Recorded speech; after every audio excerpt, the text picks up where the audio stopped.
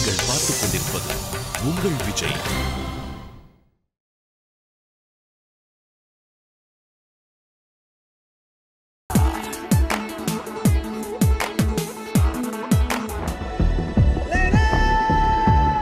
Indian Abdul Kalam அவர் பற்றி உங்களுடைய பார்வை. ஏதாவது ஒரு நாட்டில் நீங்கள் வந்து ஒரு இமெயில் மூலமாக ஒரு போஸ்ட் கார்டு மூலம் வந்து ஒரு பிரசிடென்ட்டை வந்து மீட் பண்ண முடியுமா?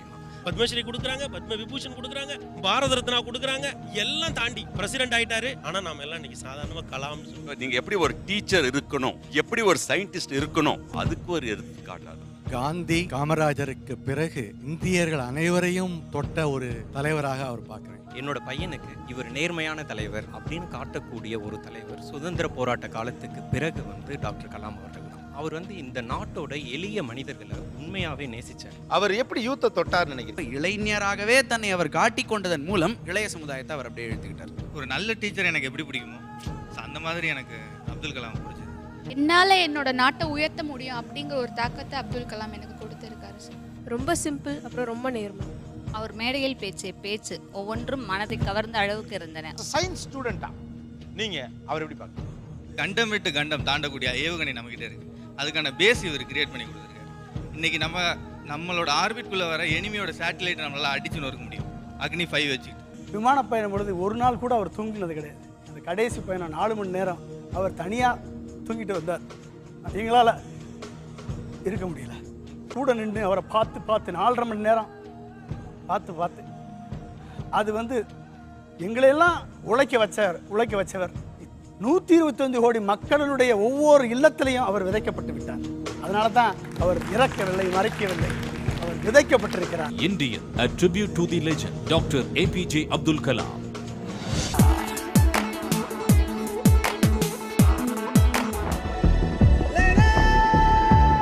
காக்கா முட்டை ரீசெண்டாக வந்து ஒரு சூப்பரான ஒரு படம் தமிழ் சினிமாவில் வந்திருக்கு அப்படின்னா அது வந்து காக்கா முட்டை அப்படின்னு சொல்லலாம். ஒரு நேஷனல் அவார்டு வாங்கின ஃபிலிம் வந்து கண்டிப்பாக கமர்ஷியலாக போகாது அப்படின்னு தான் சொல்லுவாங்க. ஆனால் நேஷனல் அவார்டு வாங்கி கமர்ஷியலாகவும் எல்லாரையுமே சாட்டிஸ்ஃபை பண்ணி சின்ன குழந்தைங்க பெரியவங்க எல்லாருக்குமே வந்து பயங்கரமாக என்ஜாய் பண்ணி தேட்டரில் ஒரு மாஸ் ஹீரோவோட டைலாக்ஸ்க்கு எப்படி கிளாப் பண்ணுவாங்களோ அந்த அளவுக்கு அந்த 2 பசங்களோட பெர்ஃபார்மன்ஸ்க்கு வந்து தேட்டரே ஃபுல்லாக கிளாப் பண்ணி என்ஜாய் பண்ணி ரொம்ப ரசித்து பார்த்த ஒரு படம் அப்படின்னு சொல்லலாம்.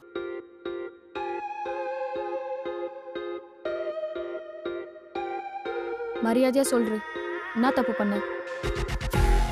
அந்த பசங்களை போய் கூட்டுவோம். சரி சார், யாருக்கும் தெரியாம கூட்டு வரணும். கருப்பு கருப்பு கருப்பு நிறத்தை வெறுத்து வெறுத்து உலகம் ஒதுக்க காக்கை காக்கை முட்டை வண்ணம் மாற்றிக்கொண்டு பசங்களை காணும். நம்ம தூண்டாந்து நான் வேலை பண்ணுதுங்க. புள்ளிங்க கட்ச உடனே ஏன் கிட்ட இட்டாங்க. சம்பாதிக்க திறமை மட்டும் இருந்தால் அதை அனுபவிக்க உயிரோட இருக்கணும். இந்த படம் வந்து வர ஆகஸ்ட் 15ஆம் தேதி நம்ம விஜய் டிவியில் உலக தொலைக்காட்சி வரலாற்றை முதல் முறையாக போட போகிறோம். ஸோ எல்லாரும் மிஸ் பண்ணாமல் பாருங்கள்.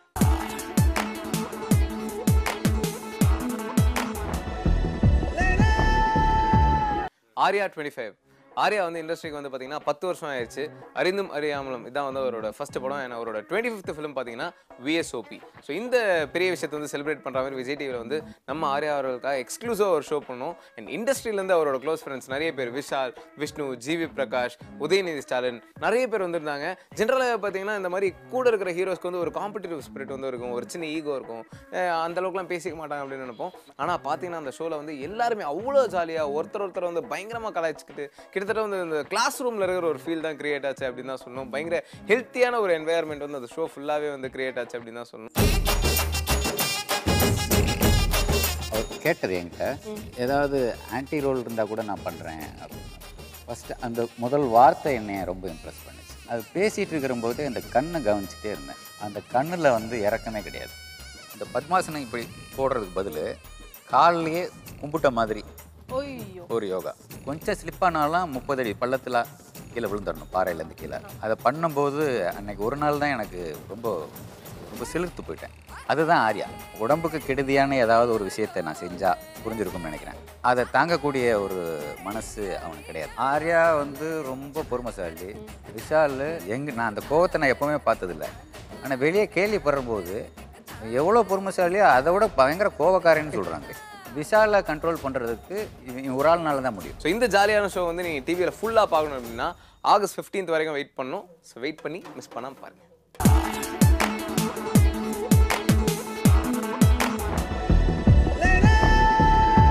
ஜிப்ரான் தமிழ் சினிமாவில் தவிர்க்க முடியாத ஒரு மியூசிக் டைரக்டர் அப்படின்னு சொல்லலாம். ஒரு ஷார்ட் பீரியட்ல வந்து ஒரு பெரிய ஹைட் ரீச் பண்ணியிருக்காரு. இவர் பார்த்தீங்கன்னா முதல்ல வந்து வாகை சூடவா அப்படின்ற படத்துல வந்து மியூசிக் போட்டிருப்பார்.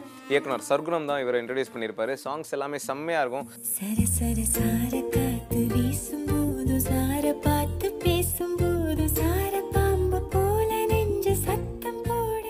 சாரா காத்து அப்படின்ற பாட்டு பார்த்தீங்கன்னா பட்டி தொட்டியும் வந்து சூப்பர் ஹிட்டான ஒரு சாங் அப்படின்னு சொல்லலாம். அதுக்கப்புறம் வந்து நிறைய படத்துக்கு வந்து மியூசிக் போட்டாரு. அண்ட் ரீசெண்டாக வந்து கமல் சாரோட உத்தம வில்லன் படத்துக்கு வந்து மியூசிக் போட்டிருந்தாரு. ஒரு வித்தியாசமான ஒரு ஸ்கிரிப்ட், ஒரு ட்ராமா அண்ட் ப்ரெசென்ட் கலந்து ஒரு பயங்கர டிஃப்ரெண்ட்டான ஒரு ஜானரில் ஒரு மியூசிக் இருந்தது அப்படின்னு தான் சொல்லணும்.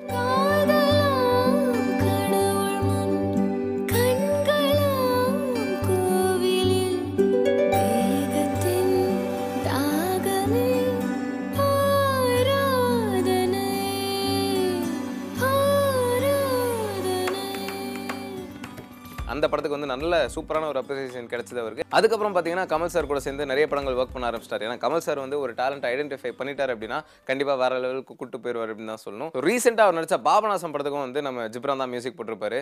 கதைக்கு ஏற்ற மாதிரி சூப்பராக அந்த பாட்டாக இருக்கட்டும், பிஜிஎம்மாக இருக்கட்டும், எல்லாமே வந்து ரொம்ப ரொம்ப அருமையாக ரொம்ப அழகாக போட்டிருப்பார் அப்படின்னு தான் சொல்லணும்.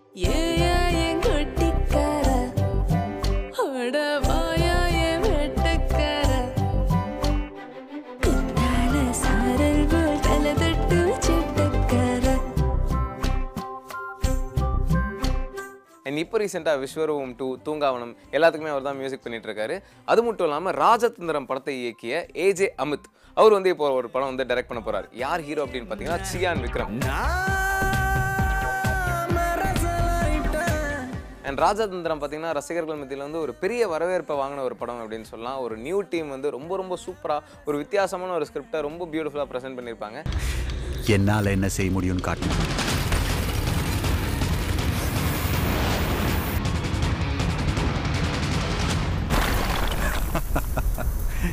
பார்த்ததெல்லாம் உண்மையும் இல்லை, கேட்டதெல்லாம் உண்மையும் இல்லை. It's just a money game. So அந்த டைரக்டர் வந்து இப்போ நம்ம சியான் விக்ரம் வச்சு ஒரு படம் டைரக்ட் பண்ண போறார். இந்த படத்துக்கு வந்து நம்ம ஜிப்ரான் தான் மியூசிக் போட போறார். ஸோ இன்னும் ஜிப்ரான் வந்து பெரிய பெரிய படங்கள் ஒர்க் பண்ணி இன்னும் நிறைய சக்ஸஸ் அட்டைன் பண்ணும், பெரிய ஹைட்ஸ்லாம் ரீச் பண்ணும் அப்படின்னு விஜய் டிவி சார்பாக நாங்கள் ஒரு வாழ்த்துக்கள் சொல்லிக்கிறோம்.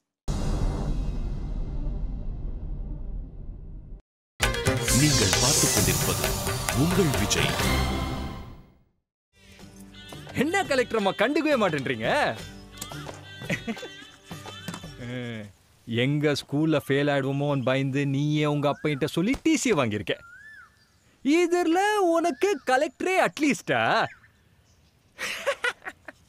அதெல்லாம் இருக்கட்டும், உனக்கு எத்தனை ரோத்தா?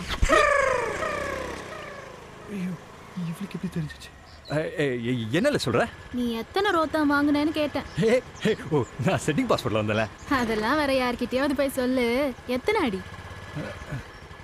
அங்கெல்லாம் யாரும் இல்ல, நீயே சொன்னா விட்டுறேன், இல்லனா ஊர் பூரா சொல்லிடுவேன். சும்மா 3 தான். யார்கிட்ட சொல்லிடாத. நான் நல்ல கேள்விப்பட்டேன்.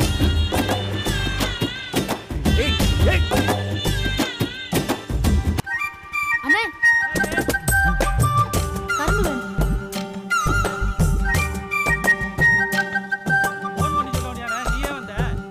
நீ பாட்டுக்கு சின்ன சின்ன கரும்பா கொடுத்து விட, அந்தலே போட முடியலண்ணே.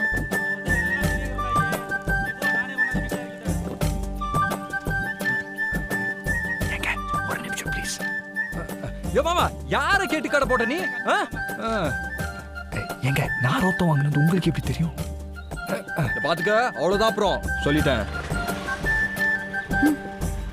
ஆமா, ரோத்தா வாங்கினா புள்ள பொறுக்காதாமே, நிஜமாவா?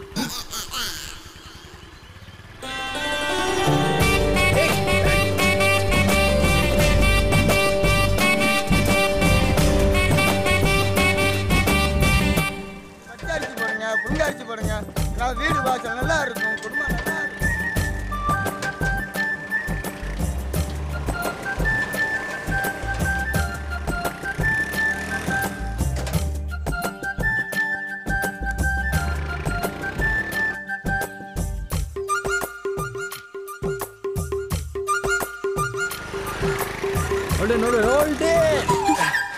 நிறுத்துங்க மேடம், இவ்வளோ வருஷமா எங்க கிளம்பிட்டீங்க? ஆமா, அன்னைக்கு என்ன சொன்ன? ரோத்த வாங்கினா புள்ள பிறக்காதா? பொறு பொறு பொறு. ஓகே, மல்லிப்பூ ஆளுமா ஒரு மார்க்கமாக தான் இருக்கேன். ஏய், ஒன்று பண்ணலாமா? நம்ம 2 பேரும் டெஸ்ட் பண்ணி பார்க்கலாமா? அட என்ன, நீ தானே சொன்ன, அப்புறம் என்ன? சொல்லும். எந்த காலத்தில் இருக்க நீ? 10 மாசம் தான். வா, இந்த இடம் வேற செமையா இருக்குல்ல?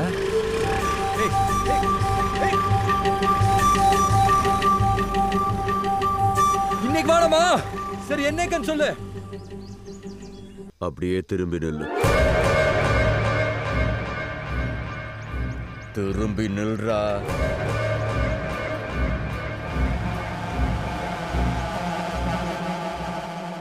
திரும்பி பார்க்காம அப்படியே போயிரு, என் பொண்ணையும் சேர்த்து. சொல்றல்ல, திரும்பி பார்க்காம போடாங்கற.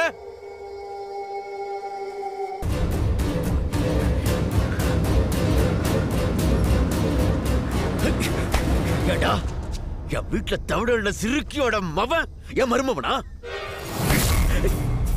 இன்னொரு தடவை எங்க அம்மாவை சிறுக்கி கிறுக்கின்னு சொன்ன, மூஞ்சி மோக்கரெல்லாம் ஒட்டச்சிருவேன்.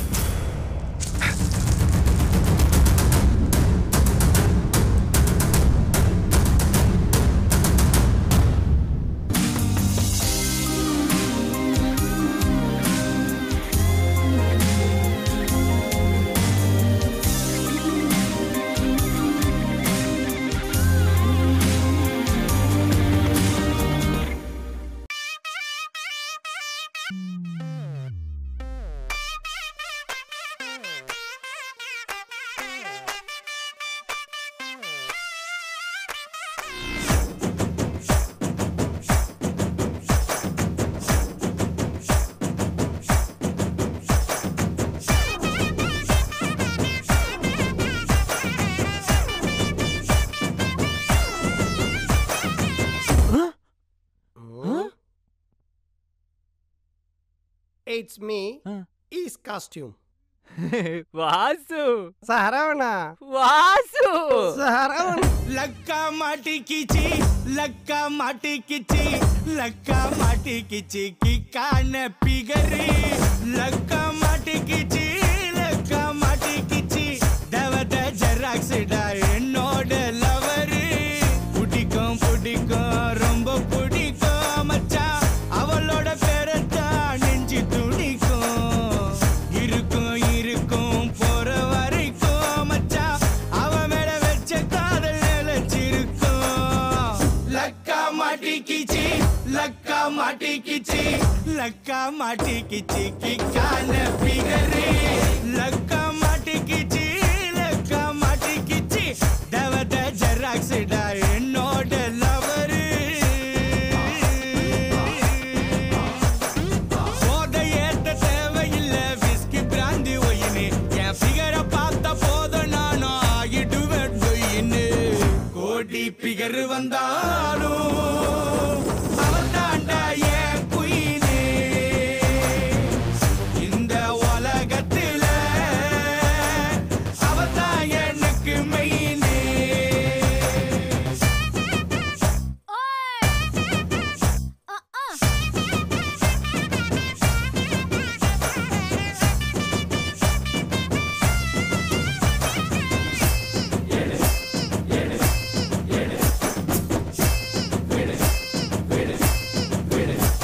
என் பைக்கு செஞ்ச புண்ணியம் என் கூட டபுள்ஸ் வந்தா, அவ கை பட்டதால என் சட்டை காட்டுது பந்தா. பாரின் சரக்க போல பல பலன்னு தோலு, வயின்னு பாட்டில போல கில்லு கில்லுன்னு காலு. ஷாம்பைன் போல ஸ்டைலா இருக்கும் பேச்சு, அவளோட கண்ணு வீச்சு லார்ஜ் ஸ்காட்ச். கோடி பிகர் வந்தாலும் அவன் தாண்டா என் குயினு. இந்த உலகத்துல அவன் தான் எனக்கு மெயினு. லக்கா மாட்டிக்கிச்சி, லக்கா மாட்டிக்கிச்சி, லக்கா மாட்டிக்கிச்சி கிக்கான பிகரு.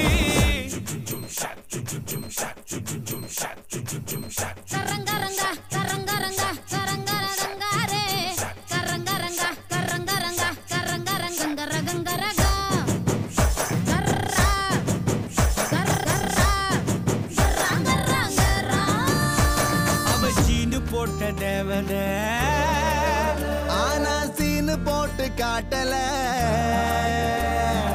அவளை விட பேஜாரா ஐயோ எனக்கு எதுவும் மாட்டல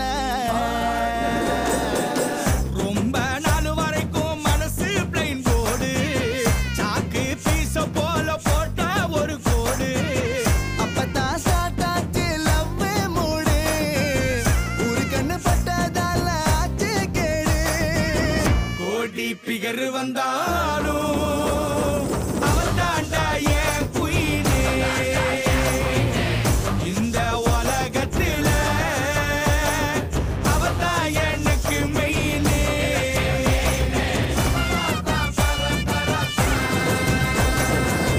லக்கா மாட்டிக்கிச்சே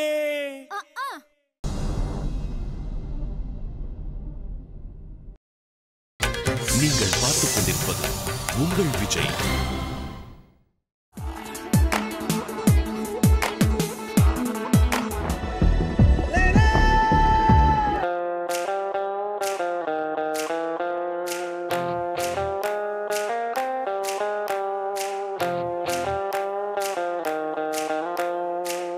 வணக்கம்.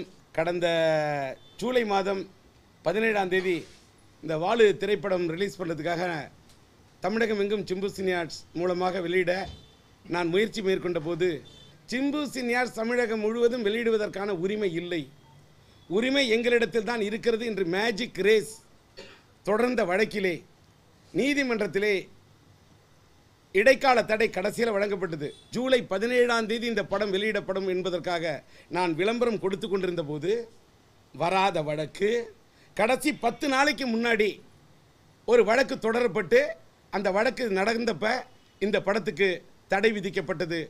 மேஜிக் ரேஸுக்கும் நிக்காட்ஸுக்கும் நடந்த அந்த வழக்கை ரெண்டு தரப்பும் பேசி சுமூகமாக தீர்த்து கொண்டதின் பேரில் அவங்க காம்ப்ரமைஸ் ஆகிறாங்க. ஆன உடனே வழக்கை வாபஸ் வாங்கி இன்றைக்கு அந்த வழக்கு சுமூகமாக முடிந்து விட்டது. பல வழக்கு எல்லாத்திலையுமே வெற்றி பெற்று அத்தனை வழக்குகளையும் உடைச்சி இன்றைக்கு எல்லாம் வல்ல இறைவனோட அருளால் இந்த ஆகஸ்ட் 14 வெளிக்கொண்டு வருவதற்கான முயற்சியில் நான் இறங்கியிருக்கேன் என்பதை உங்கள்கிட்ட இன்னைக்கு தெரிவிச்சுக்கிறேன். சிலம்பரசனை பொறுத்தவரையில் அவர் அஜித்தோடைய அஜித்தோட ரசிகன் என்று சொல்லிக் கொண்டிருக்கக்கூடியவர் என்பது எல்லாருக்குமே தெரிஞ்ச விஷயம். அதை மட்டுமே தெரிந்து வைத்திருக்கக்கூடிய ஒன்று நீங்கள் இன்னொன்றையும் தெரிஞ்சு வச்சுக்கணும். வேலாயுதம் திரைப்படத்தில் ஒரு காட்சி வரும். அந்த காட்சியில் டிடிஆர் வருவார். எனக்கு டிடிஆர்லாம் தெரியாது, எனக்கு டிஆர் தான் தெரியும், நான் டிஆரோட ரசிகன்னு சொல்லுவார். நான் டிஆரோட ரசிகன்னு சொல்லக்கூடிய அளவுக்கு ஒரு நல்ல தமிழ் மனம் படைத்த ஒரு பையன்றதுனால எனக்கு விஜயை பிடிக்கும்.